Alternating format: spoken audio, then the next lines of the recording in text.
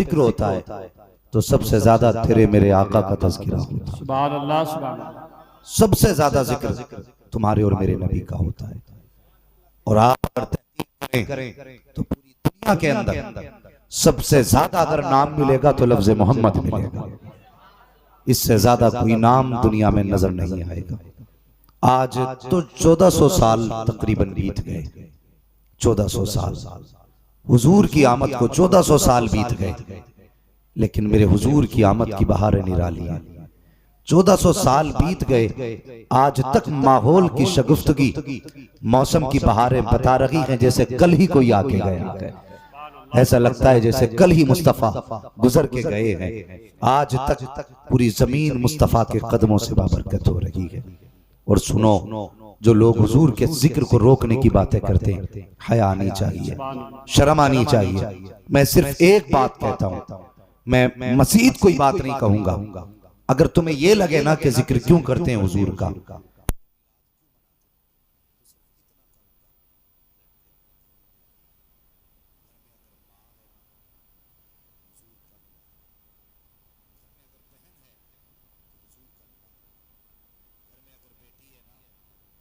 का मिलाद मनाओ। घर में अगर खूबसूरत रिश्ते हैं तो हुजूर का मिलाद मनाओ। आप कहें क्यों, तो बस यूं समझें, अगर हुजूर ना होते तो कोई रिश्ता इज्जत वाला नहीं होता। कोई रिश्ता इज्जत वाला नहीं होता। हुजूर आए, रिश्तों को अहमियत मिल गई। मैं अपने सामने देख रहा हूं, मेरे सामने ज्यादातर नौजवान है।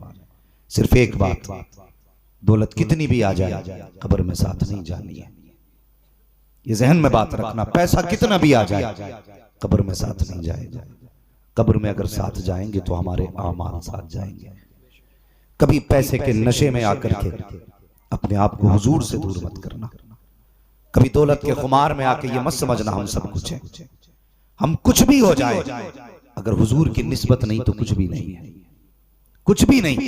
मैं गालिबन हैदराबाद की जमीन पे था, एक साहब तकरीर कर रहे थे। अब बोले कि अब बड़े लोग जलसो जुलूस में नहीं आते, इसलिए कि जुलूस हमारे अब जो हैं बाबरकत नहीं रहे।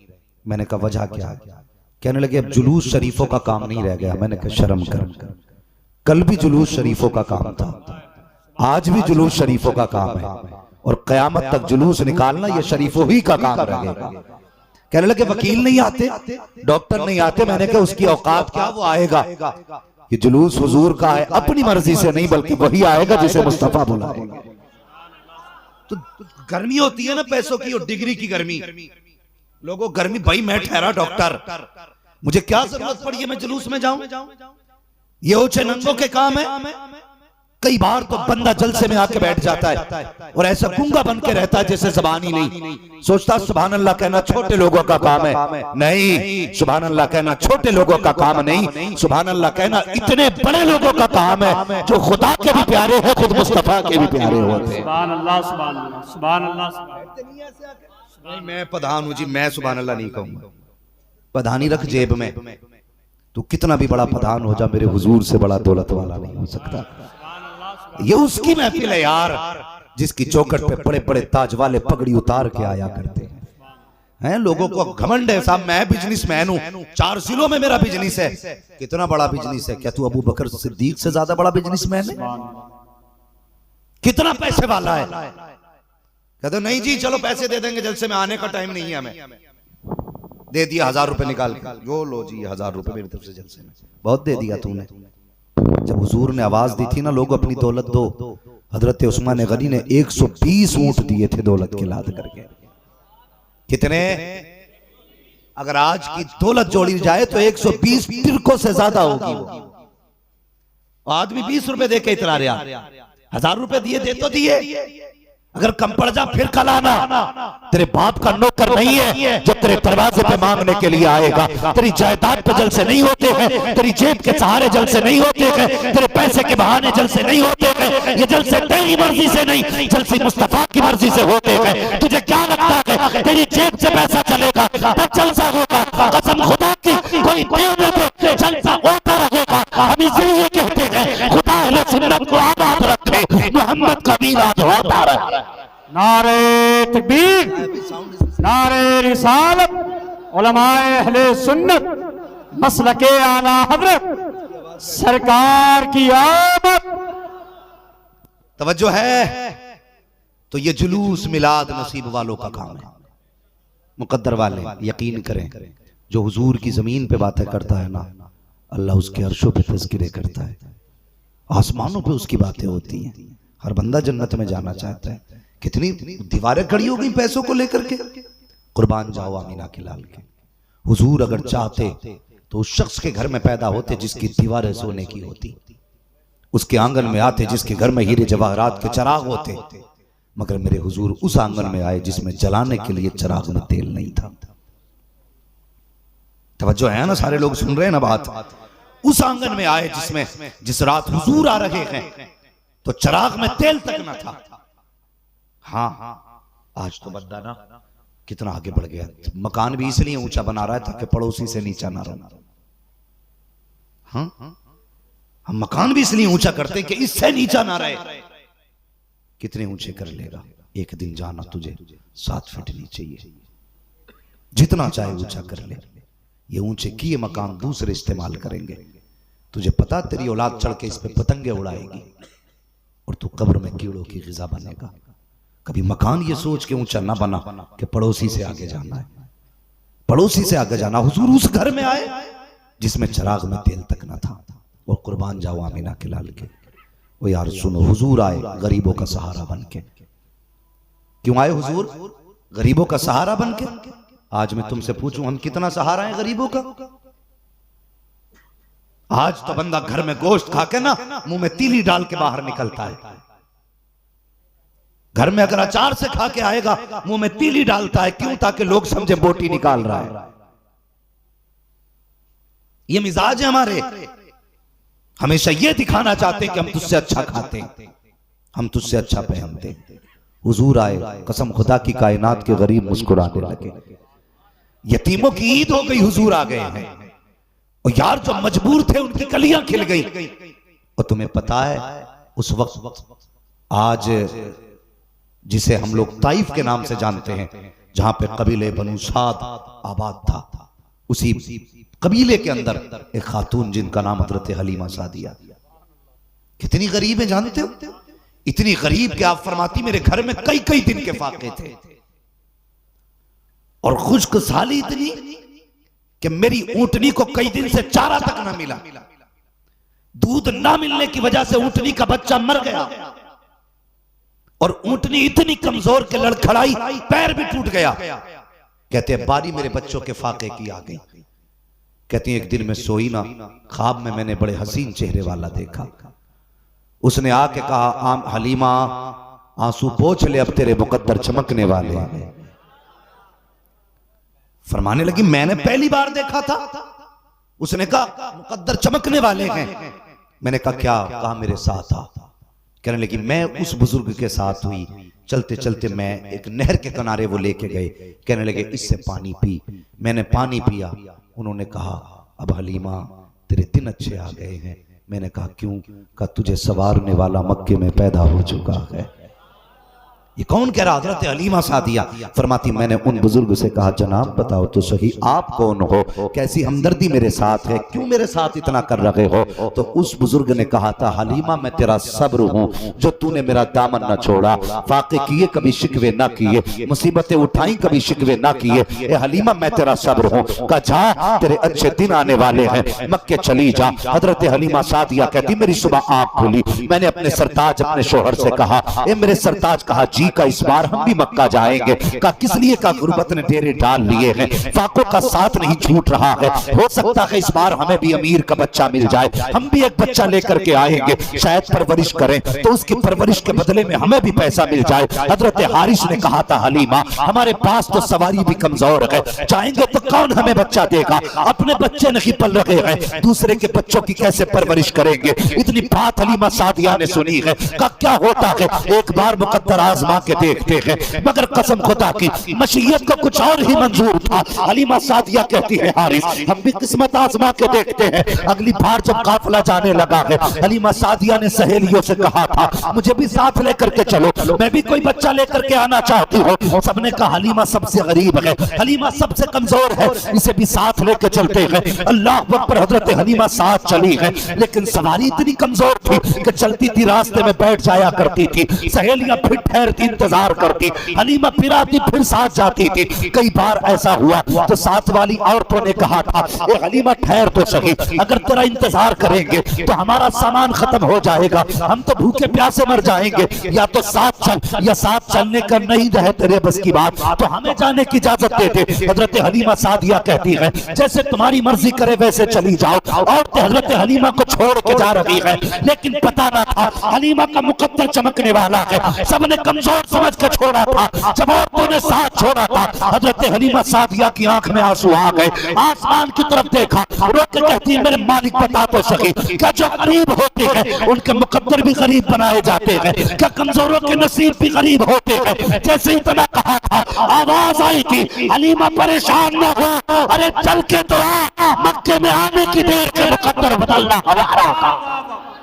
नारे तकबीर, नारे रिसालत, सरकार की आमद, सरकार की आमद। फरमाया हलीमा चल के तो आ, मक्के तक आना तेरा काम है, मुकद्दर बनाना हमारा काम है। अल्लाह अकबर। औरतें आ गई, दस्तूर था एक, सुने दस्तूर क्या था, जब किसी भी औरत को बच्चा लेना होता था ना किसी भी अमीर का, तो वो हरम शरीफ के दरवाजे पे बैठ जाती। जब कोई भी बच्चे वाला आता घर से, ये सेटिंग पहले कर लेनी थी, मैं बड़ा डिस्टर्ब होता हूं इन चीजों से, इसे भले बंद कर लो मगर बीच बीच में ये ना करो, मेरी गुफ्तगू का तसलसल टूटे, बस समझ लो हो गई तकरीर। जैसा था भाई वैसे ही कर दीजिए आप अपने हिसाब से, तवज्जो है ना। दस्तूर क्या था, अगर किसी को अपना बच्चा देना होता ना तो वो हरम शरीफ के दरवाजे पे आता और दाया को लेकर के चला जाता था। तो जब हजरत हलीमा सादिया ने मक्का शरीफ में कदम रखा ना तो रात आधी गुजर चुकी थी, औरतें बच्चे लेके जा चुकी थी, मसाफत लंबी थी, औरतें बच्चे लेके चली गई। हजरत हलीमा आधी रात को आ गई। हारिस कहने लगे हलीमा अब क्या होगा, अब रात तो यहीं गुजारनी पड़ेगी, इतनी रात को कौन आएगा। आंख में आंसू थे, भूख थी कई दिन की, और अल्लाह अकबर बेटी घर छोड़ के आई थी, परेशान थी। हारिस ने कहा यहीं रुकना पड़ेगा, का कोई बात नहीं। थोड़ी देर बैठी ना, निगाह पड़ी काबा शरीफ पे, कुछ याद आया, दौड़ लगाई, काबे का गिलाफ पकड़ के कहने लगी अल्लाह मैं तुझसे हुकूमत लेने नहीं आई, मैं तुझसे ताजदारी लेने नहीं आई, मालिक बस इतना इंतजाम कर दे मेरे बच्चों की भूख खत्म हो जाए, इतना दे दे के फाके टूट जाएं। रो के जब इतना कहा अल्लाह अकबर, पीछे से आवाज आई कोई दाया है। आधी रात थी, मुड़ के देखा हलीमा सादिया ने, खिलाफे कयास इस रात को तो कोई आना ही नहीं था। मुड़ के जब देखा फरमाती मैंने देखा चेहरा वजीह, लगता था वजूद से कोई सरदार है, देखने से लग रहा था किसी बड़े कबीले का बड़ा बुजुर्ग है। थोड़ी ना जब अचानक खुशी मिली, कहती मैं पूरी बात भी न कह पाई, कई बार कहा मैं हूं ना, दौड़ करके कहीं बताओ बच्चा किधर है, कहा आइए, कहा नाम क्या है, कहा हलीमा है, कहा किस कबीले से ताल्लुक रखती हो, कहा कबीले बनु साद से, कहा फिर आइए मेरे साथ। अल्लाह अकबर। अब्दुल मुत्तलिब आगे आगे जा रहे हैं, हलीमा सादिया पीछे पीछे जा रही है। आपके लिबास और बदन को देख करके हलीमा कहती मैं ये सोच रही थी अपने बाप का बेटा होगा, मैं इसके बदले में सोना मांगूंगी तो मिल जाएगा, कितनी चांदी दी जाएगी, कितना पैसा दिया जाएगा। कहते मैं सोच ही रखी थी, इतने में आमीना का दरवाजा आ जाता है। हजरत अब्दुल मुत्तलिब तो अंदर चले गए, मैं बाहर खड़ी रह गई। अभी मैंने नाम नहीं बताया था, अंदर से नबी की अम्मी की आवाज आती है, हलीमा बाहर क्यों खड़ी हो, अंदर आ जाइए। कहती इतना सुनना था, अंदर गई। मैंने कहा आमीना बता तो सही, कभी तुमने मुझे नहीं देखा, कभी मैंने तुम्हें नहीं देखा, मगर बताओ तो सही मेरा नाम तुम्हें किसने बताया। तो हलीमा सादिया कहती है हजरत आमीना ने कहा था ए हलीमा, जिस खुदा ने तुझे मेरे घर का पता बताया है उसी खुदा ने मुझे तेरा नाम भी बता दिया। नारे तकबीर। जरा पूरा मजमा दोनों हाथों को उठा ले और नारे का जवाब दे। नारे तकबीर। सरकार की आमद, सरकार की आमद, जश्न ईद मिलादुन नबी, सरकार की आमद। उनसा कोई महबूब हुआ है न कहीं है, बैठा है चटाई पे मगर अर्श नशी है। हर एक को मयसर नहीं उस दर की गुलामी, उस दर का तो दरबान भी जिब्रील अमीन है। हाँ, शर्म नहीं आती? बंदा कहता नबी मेरी तरह, और खुदा की कसम तू पैदा हुआ तेरे मुंह में उंगली किसने डाली? जिसका हाथ भी ना पाक, जिसका बदन भी ना पाक। अभी हुजूर दुनिया में तशरीफ लाए हैं, दूध पिलाने वाली का इंतजाम कर दिया गया। कहने लगे तुम्हें कैसे पता चला? फरमाने लगे अब्दुल मुत्तलिब कहते हैं एक दिन मैं काबे का तवाफ कर रहा था, मैंने कहा या अल्लाह पोता इतनी शान वाला है तो दाया कहां से तलाश करूं? आवाज आई महबूब भी हमारा है तो दाया हम ही भेजेंगे। महबूब हमारा तो दाया भी हम ही भेजेंगे। कहा देख अब्दुल मुत्तलिब बच्चा देने में जल्दी ना करना, एक बड़ी कमजोर है, नाम हलीमा है, कबीले बनु साद की रहने वाली है। दौलत दौलत कहते कहने को तो गरीब बड़ी है, लेकिन ईमान की बड़ी पक्की है, ईमान की बड़ी पक्की है।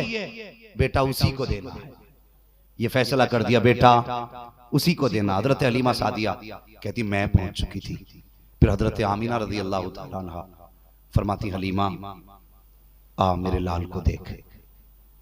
तवज्जो है ना आप लोगों की? हलीमा मेरे लाल को देख। मैंने पूछा है किधर? तवज्जो है ना आप लोगों की भी? कोई बात नहीं, आप साइड में बैठे तो क्या हुआ, महफिल तो हुजूर की है ना। हाँ, तो थकन तो महसूस नहीं हो रही ना इधर वालों को? कभी कभी ऐसा होता है कि मौलवी इधर तो देख ही नहीं रहा। मौलवी देखे ना देखे हुजूर देख रहे, जिनकी महफिल में बैठे वो तो देख रहे। हाँ, बस तवज्जो करें। फरमाने लगे कि बेटा दिखाओ, बेटा किधर है? इशारा कर दिया ना पालने की तरफ। अब हुजूर की शान सुनो। हजरत हलीमा कहती मैं गई ना तो हुजूर पालने में लेटे थे, हुजूर के बदन पे हरा कपड़ा पड़ा हुआ था। फरमाती मैं गई, मैंने आहिस्ता से चादर सरकाई, जैसी चेहरे से कपड़ा हटा आंख नहीं खुली थी, हुजूर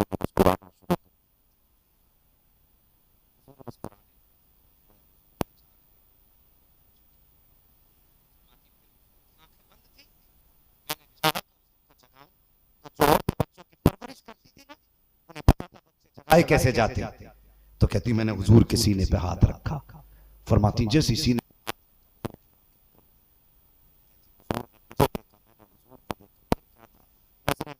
हुजूर पे फिदा हो गई। कहती अब तक तो ख्याल था कि मुझे इतना दौलत लेनी, इतना सोना, इतना चांदी लेना है। फरमाती जब हुजूर को देखा तो देखती रह गई। कहती मैंने हुजूर को बर्दाश्त न कर सकी, उठाया ना और सीने से लगाया, और लगाने के बाद कहती जैसी हुजूर मेरे सीने से लगे ना मेरे दुख भी खत्म हो गए, मेरे परेशानियां भी खत्म हो गई। कहती सीने से लगने की देर थी, दुख ही खत्म हो गए, भूख भी खत्म। फरमाती मैंने हुजूर को सीने से लगाया फिर बैठ गई। कहती मैं तो हुजूर को देखती रही। हजरत आमीना कहने लगी हलीमा तुझे पता ये कितने शान वाला है? कहने लगी जब ये आया था ना तो इसके आने से पहले मेरे घर में मोती बखेरे गए थे, इसके आने से पहले मेरे घर के ऊपर सितारे लाए गए थे, इसके आने से पहले मेरे घर को महकाया गया था।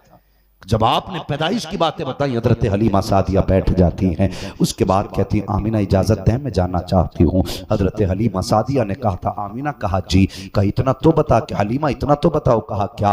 कि बच्चे की परवरिश की कीमत में बदले में क्या लोगे? इतना सुनना था। हजरत हलीमा की चीख निकल गई, रो के कहती आमीना उजरत की बात कर रही हो, ये बताओ बेटा देना है कि नहीं देना है? कहा फिर? कहा जिसे ये बेटा मिल गया उसे दौलत की जरूरत क्या है? जिसके कदम सीने से लगे तो कलेजे ठंडे हो गए। का बस ये बेटा बताओ देना है कि न देना? का अगर ना दूं तो?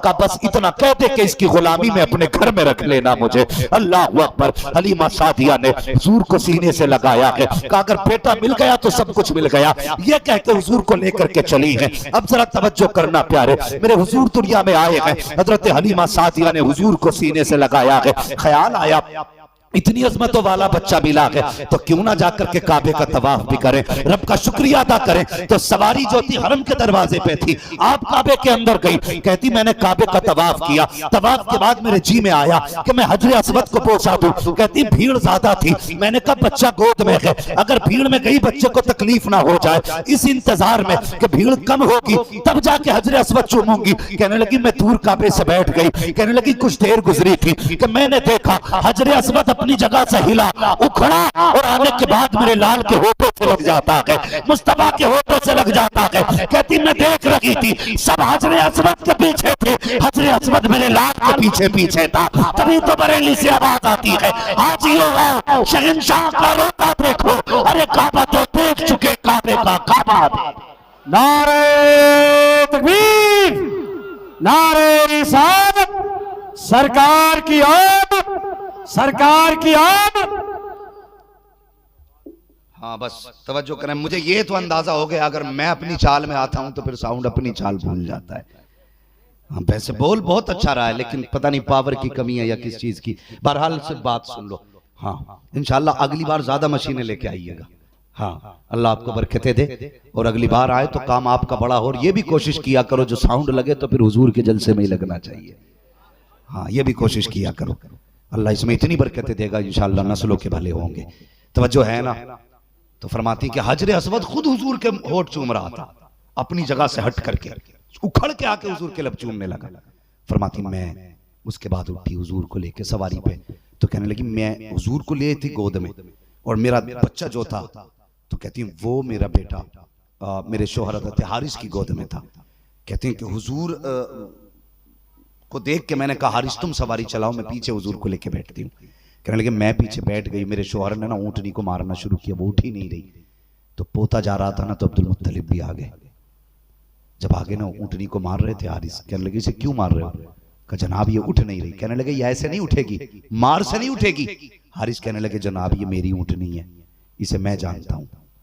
हुजूर के दादा कहने लगे ऊँटनी तो तेरी है लेकिन ये जो आमीना की गोद में है ना मेरा पोता, इसे मैं जानता हूँ।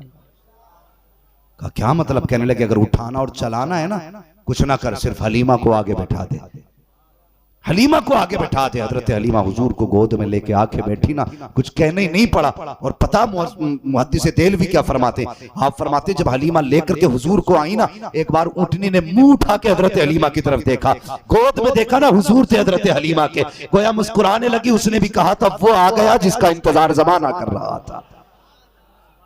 कहने लगी हुजूर का चेहरा देख के 3 बार सजदा किया ऊँटनी ने काबे की तरफ। कहने लगी तेरा शुक्र मालिक, तूने उसकी सवारी बनाया है जिसके कदमों में पर फरिश्ते पर बिछाने की तमन्ना करते। ये ऊँटनी कह रही थी। फरमाने लगी बैठे ना, फिर ऊँटनी खुद उठ के खड़ी हो गई। अब सुने अपने हुजूर। कहती जब हुजूर को लेके बैठी ना तो मेरे नबी ने यूं अपनी ना जो नकेल होती है ना ऊँटनी की वो पकड़ ली। तो हजरत हलीमा कहती हुजूर ने जब पकड़ी ना मुझे ख्याल आया मेरे बेटे के हाथ बड़े नरम है और रस्सी मजबूत है, कहीं जख्म ना कर दे। कहती मैंने एक बार छुटा दिया।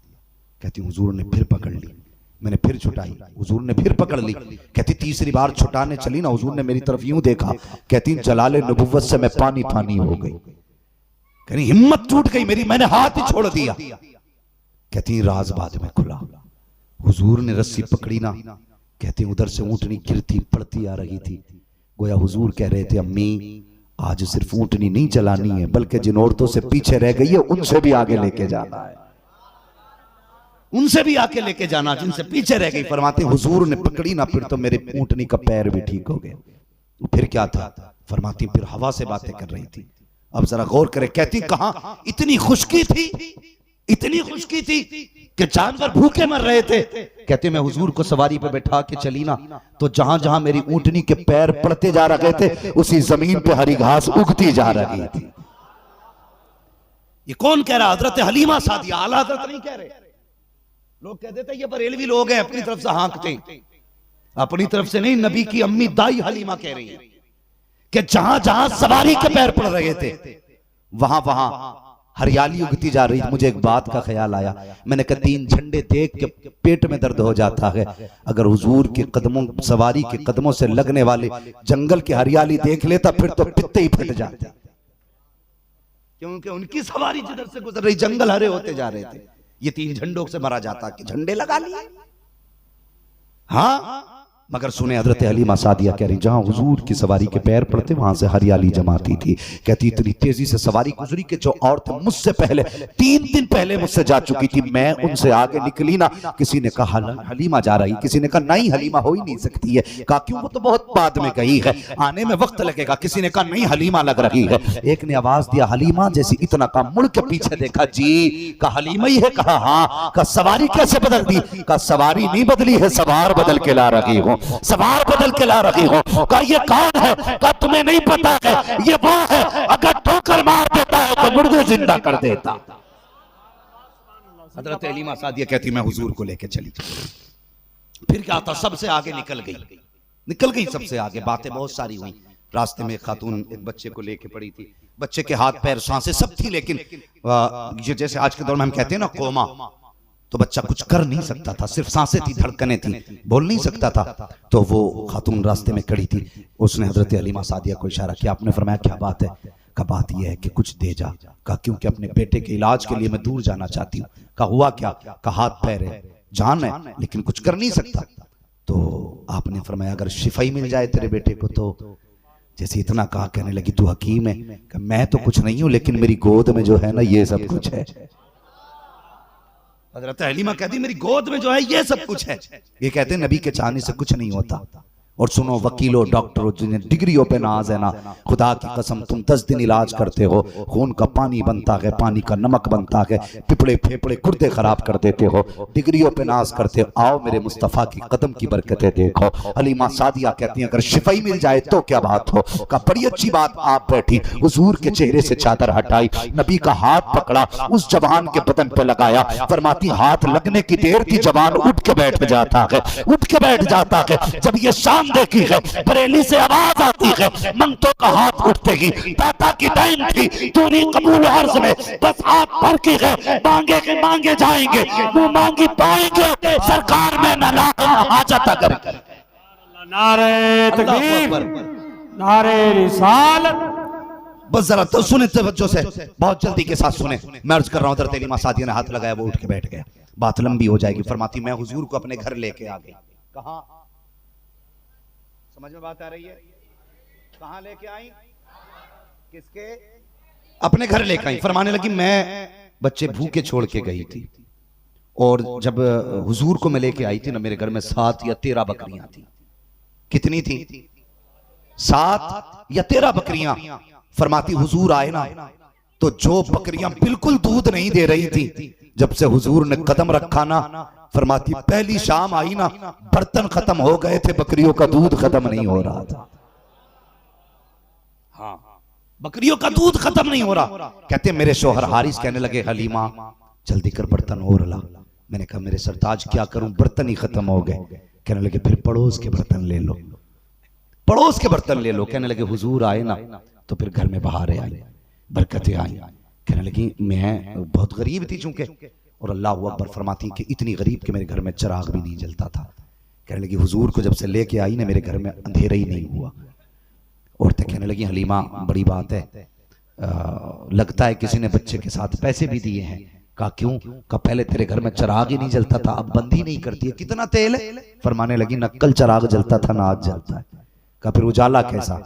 फरमाने लगी बस मेरे घर में कोई चिराग नहीं। औरतें कहने लगी झूठ बोलती हो। एक दिन ना औरतों ने मशवरा किया, बड़ी चालाक होती हैं कुछ औरतें। मशवरा किया, मशवरा करके कहती हैं हलीमा को रात को रंगे हाथों पकड़ेंगे। ये कहती है ना मैं चिराग नहीं जलाती, आज रंगे हाथों पकड़ना है। जब रात का कुछ हिस्सा गुजरा ना, औरतें इकट्ठी होके आ गई, दरवाजा बजा दिया। हारिस कहने लगे लगता है कोई कर्जा लेने वाला तो नहीं आया, हम तो गरीब हैं, कहीं कर्ज वाला आ गया। हलीमा तू जाके देख। फरमाती मैं डरी डरी बाहर आई, मैंने औरतों को खड़े देखा। फरमा मैंने कहा क्या बात है? कहने लगी हलीमा आज तेरी चोरी पकड़ ली। कहा क्या हुआ? कहा तू कहती चिराग नहीं जलाती है, आज हम तेरे घर का चिराग तुझे ही दिखाने के लिए आए हैं।